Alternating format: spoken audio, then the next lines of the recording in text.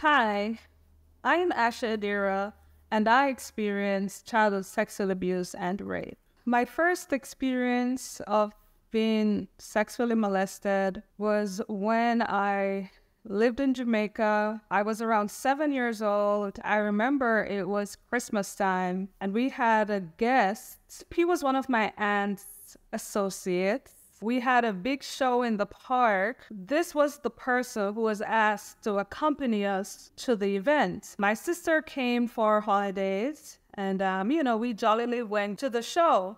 There was a big crowd, so I was not able to see the stage. So this person, he lifted me and he put me over his neck. And, I was sitting with my legs, over his shoulders. And he took advantage of me by moving my underwear. I was wearing a little dress. It was a little polka dot dress. And he slipped my underwear to the side and he proceeded to touch me on my private parts more than once. It was several times throughout the course of the night. I knew that something was wrong. It didn't feel right, but I just couldn't put a finger on it. I remember that same person, the same sister, she recently revealed to me that he attempted to rape her during the course of that same time. She's about 3 or 4 years older than I am. My second experience, I was in high school, maybe just started high school, and I got a project to complete. We had different neighbors. I was raised with a caregiver and then a caller caregiver. She was an aunt. We had a neighbor. He probably was in his early 20s. We were friends. I was about 12. So I asked him for his help earlier in the evening, just as I came from school. We would meet by the gate, by the fence, and, we would all congregate there as neighbors. There were other boys and girls who would just come by the fence and talk. I mentioned that I had a project, and he said he was able to help me later on in the evening. So it was dark, and he came by the fence, and he said that he was ready to help me with his homework. So we were going to head over to his place, to do it on his porch. So I proceeded to walk with him. He lived to the back of a building. So there were around 4 families that occupied that building, and he lived further to the back. As we proceeded to walk, he held onto my hand. I was a little bit uncomfortable because this was not regular proceedings, right? He never usually hold onto my hand. He held onto my hand and he pulled me, and I realized that we were walking past his porch. We were headed to the back. So I started becoming a little resistant, and he pulled me, kept on pulling me. And then I realized something was wrong. But at that time, I suffered from low self-esteem, a little bit of low self-esteem. So I was not very, I would say, assertive. I didn't know what to do. At the time, there were some banana trees back there. There were other trees as well, but I remember the banana trees vividly. And he pulled me in the bushes. You could hear our footsteps just trotting through the bushes. And I don't know, I thought he was going to kill me. When we got to the spot, although it was dark, I was able to see something white on the ground, like a sheet. It was something of very bright color, like white or cream. He stopped there, and then he proceeded to he lifted my skirt, and he pulled down my underwear, and then he proceeded to rape me. It was a very traumatizing experience because at that time, I knew what that was. I knew that I was taken advantage of. He didn't say anything, right? But I felt as he penetrated me, I felt all I could remember was when my grandfather, he used to sing this song, "Suffer the little children to come unto me, and I will take them and keep them safe in my bosom." He was referring to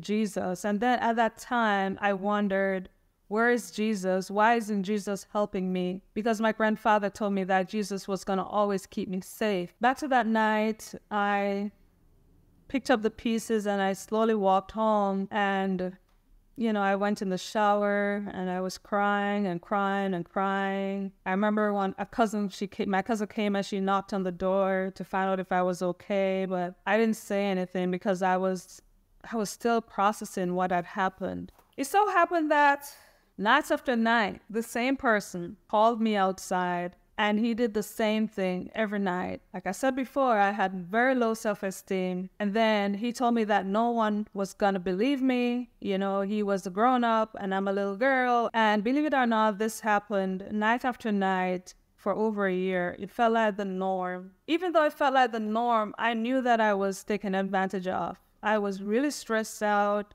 No one knew what was going on inside of me because it seems at that time no one knew what to look out for.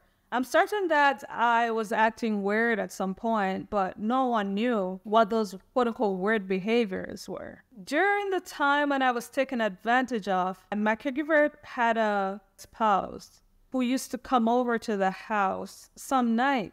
My caregiver, she operated a bar. You know, she worked at this bar, so she would come home late at night, maybe 10 o'clock, and she would come home with this person. So she would go to take the shower, and when she went to take the shower, this person would call me in the bed, you know, just to talk to me, you know, like he was just getting to know me, you know, like a really nice uncle. So I really liked him. He seemed like a really cool dude, right? And it seemed like he had a little bit of money. He was always smelling good and looking good, clean cut. So I was like, yeah, my aunt, I thought she, you know, she had won a prize. I was really drawn to him because he was really nice guy. Night after night, he was getting closer and closer. You know, he would hug me, started hugging me until, you know, he started having me lay down beside him. And then, you know, I was laying down facing him, you know, just talking at night. Next thing I knew was that one night he turned me to the back. You know, my back was turned to him. So my butt was, you know, right on his private part. And I could feel his private part. You know, at that time I was being raped, right, by my neighbor. So I knew what that was. The first time that happened, I felt very uncomfortable. And I'll say it again, I had very low self-esteem, so I didn't know how to make any noise. I now saw my neighbor in him. You know, my neighbor told me to not tell anyone. And even if I did, no one was going to believe me. So I started seeing like a reflection of my neighbor in this person. I tried to get away. I did get away from him. That night when that happened, he used to call me, right? When my aunt was in the bathroom, he used to call me. After that experience, when he called me after that, I did not go. I used to pretend as if I didn't hear, or I would just go outside. With this same person, I remember that my aunt had a friend who was a friend of his or a family member of his who lived maybe not even a mile around the road. And one day my dad did not come with my money to go to school, so I didn't have money to go to school. So from where my aunt she called the house phone and she asked me to go around to this house to pick up clothing from the line. So I think she went to do some laundry in the morning before she went to work. It was overcast and it seemed like it was going to rain. So she asked me to go to pick up the clothing from the line because she didn't want them to get wet. I walked and I went to the house. I had a key to the house because there was a key that was kept at our house. I took the clothes up, brought them inside. I remember I was in the middle room.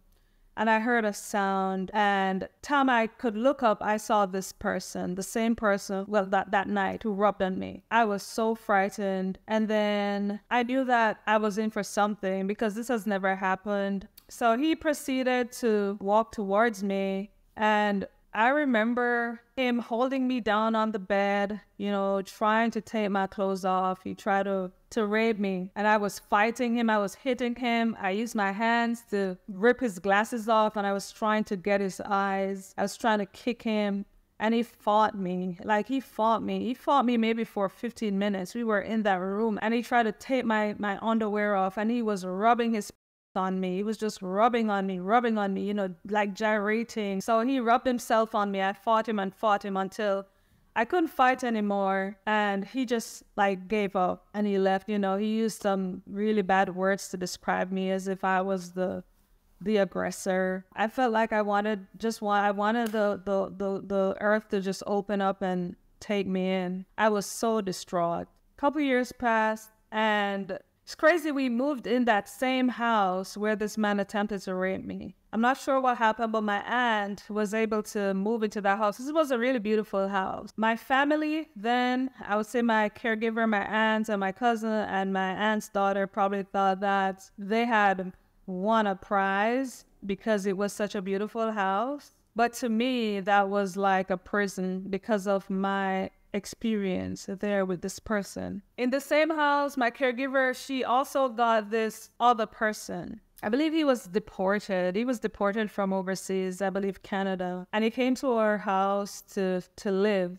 You know, it seemed like my aunt had known him for a long time, you know, before maybe when they were in their teens. So he came to live with us. When he first came to live with us, he used to feed us. Man, he used to give us like jerk chicken. Back in those days, you were privileged to have jerk chicken, you know, pan chicken. Or at that time, we had just gotten KFC in Jamaica. We had KFC, jerk chicken. We were getting like a quart of ice cream. I'm talking on random nights and for doing nothing, right? So this man was grooming us. He used to give us 500, back then, 500 Jamaican dollars. It was a lot of money. I used to take the money and I would take it to school with me. I would take it to my friends. You know, when my friends didn't have lunch money, I would help them out by buying them cooked food. At that time, it seemed like I was the rich kid. This person, it groomed me with the intent of taking advantage of me. And I remember one Saturday, and I was home alone. My caregiver was still working at this bar, and this man had invited a lady. She was Asian looking, and they sat on the sofa. They sat kind of close. It was a big sofa, but they kind of sat closer together with a little bit of space left in between them. So they called me to come and take a seat between them. And this woman proceeded to hug me. She hugged me, used this hand, and she was just massaging my breast. A neighbor who was a mechanic came to call this man, call him out, and he went outside. And this woman was still hugging me. And I just, you know, slowly just kind of swiveled. And I got up and I ran to my next door neighbor, and I stayed there until my caregiver came from work. So I believe that neighbor had saved me from a threesome because I knew they were going to take advantage of me. It seemed like this person was involved in some kind of activities because one day I remember one morning right before school, when I was about to get ready for school, I was on my way to the bathroom, and my caregiver's room was right there by the bathroom in the passageway. You know, on the way to the bathroom, you were able to see in the room. And he had just gone in. He used to stay out at nights. Most nights he used to stay out, right? And he used to come in the morning times. And one morning I saw him, he just like tossed like a white t-shirt on the bed and a big gun just rolled out of it. Now, when I saw that, I was so uncomfortable because I knew he was after me because of my other experiences. I remember one morning when he came in and, you know, he was like the king of the castle. We had to prepare his food. When he was home, whether it's breakfast, lunch, or dinner, even before I went to school, I had to cook his food. And that morning, I cooked the curd cabbage and I brought it in the room on a waiter. And when I walked in the room, all I saw was his big penis just like to the side. And like he said, come and hold it. And I stood there and I was trembling with the tray because I thought that he was going to take advantage of me. And I stood there with the tray and I was just shivering and shivering. And it didn't happen though, because I had the courage and I tossed the thing down on the bed. I just like tossed it down and I just turned around and I almost like closed my eyes and walked out of the room. And I remember my cousin, she told me that one day he put his hand in her nose. Yeah, he said, smell this. This is my sister's private part. I knew that he did some things to my sister. And also I remember when my cousin, she used to go to school in the evening times. She never went to regular school like I did. So she went to what we call extension school. And in the daytime, she used to stay under the bed. This man did not know that she was home. all day. And I have a feeling that something happened. That's why she was hiding from him under the bed every day. She never went to the bathroom. She didn't eat, but she was so afraid of him. Man, I was so happy when I was around 20-ish. I'd moved out, and I heard that this man was sitting in his car in the capital city, Kingston, and he was shot in the head, like he was executed. And at that time, for this person, for me, it was a sigh of relief, even though it was trauma for so many other people. But for me, it was a sigh of relief. I felt like I had gotten justice. I didn't go to the authorities because of my first experience, because that happened when I was 7, my first experience. But that second experience, when I was first raped, I was afraid because of what this person told me. You know, he said no one was going to believe me, that they're going to think that I'm a liar, and no one will ever believe me. Okay? I was afraid. I was just afraid. And I remember the perpetrator who got shot in the head, the one who was executed. I recall when my dad came one day and he asked if this person was doing something to me. You know, he asked if he was like messing with me. He said, "Are you sure? Are you sure?"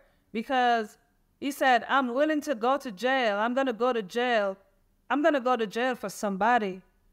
And when my dad said that, I mean, I love my dad. I didn't want anything to happen to my dad.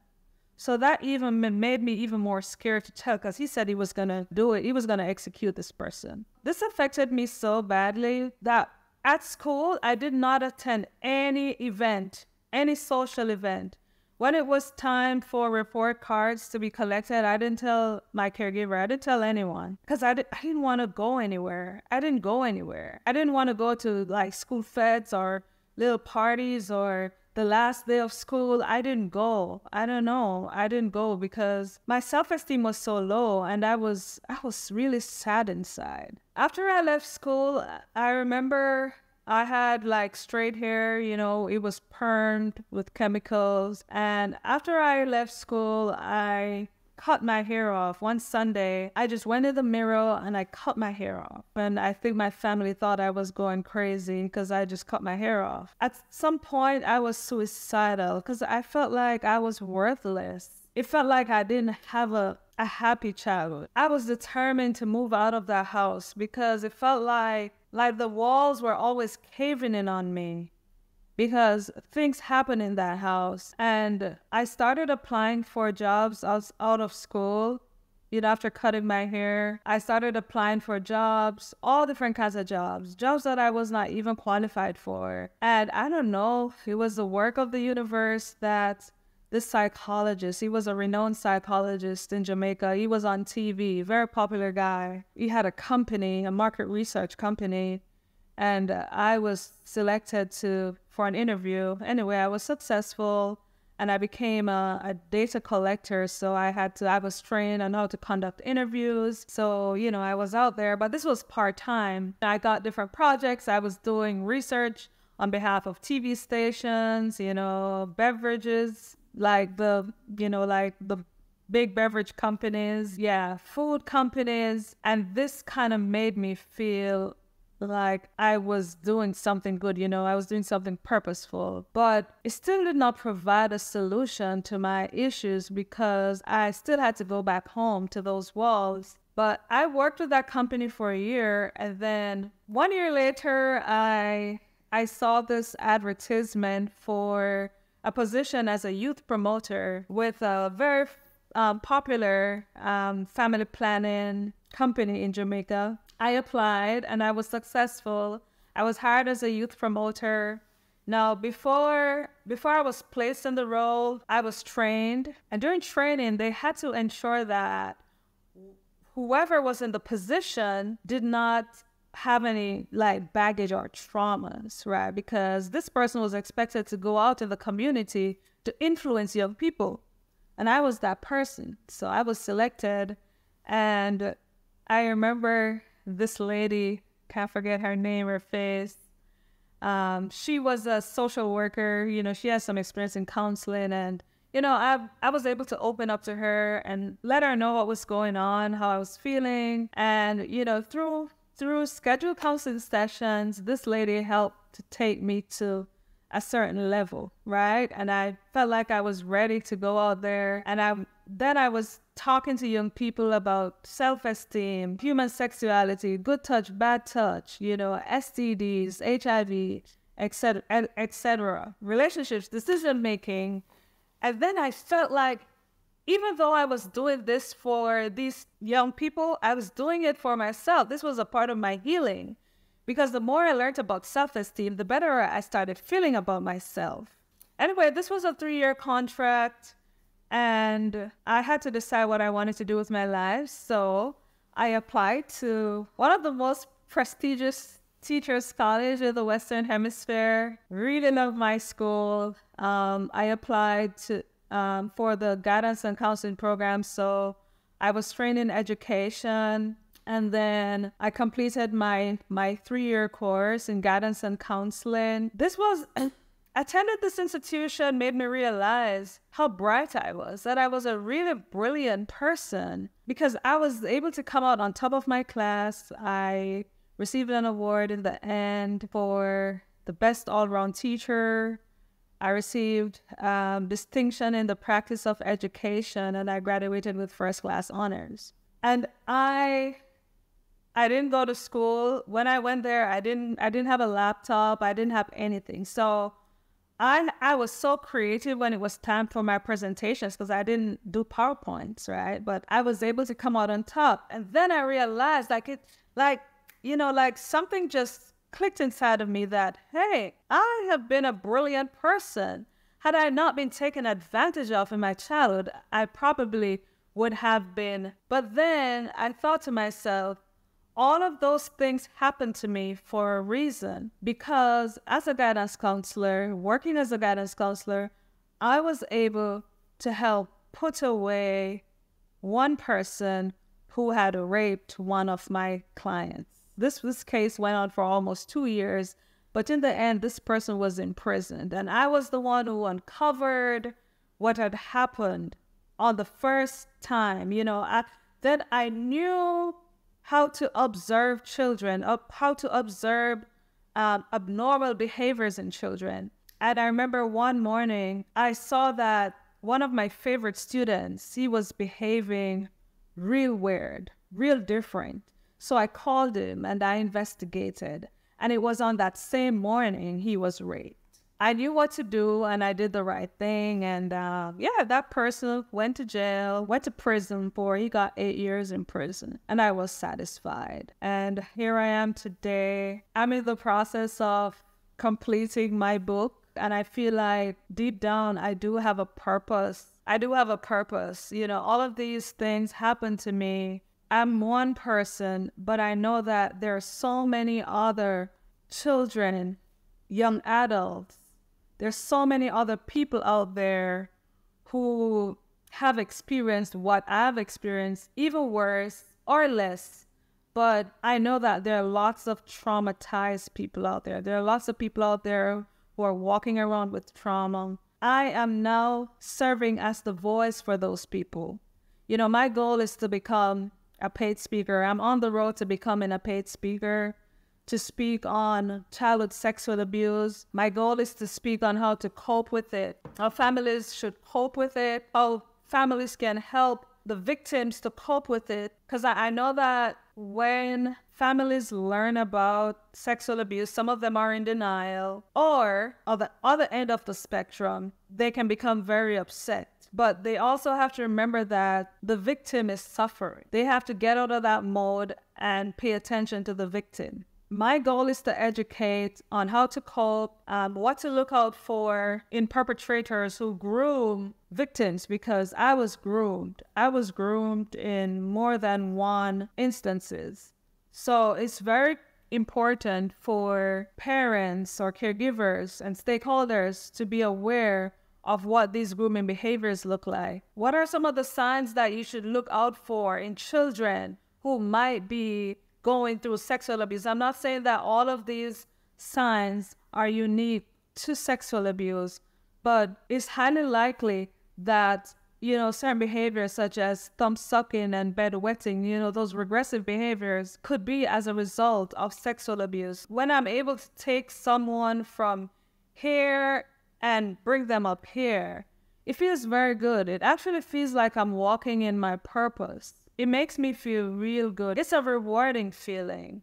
I felt very good writing the book, even though there were bad experiences. I felt very good writing the book because I know for a fact that this book is going to inspire somebody. If it's even one person, then I know that I've done my job.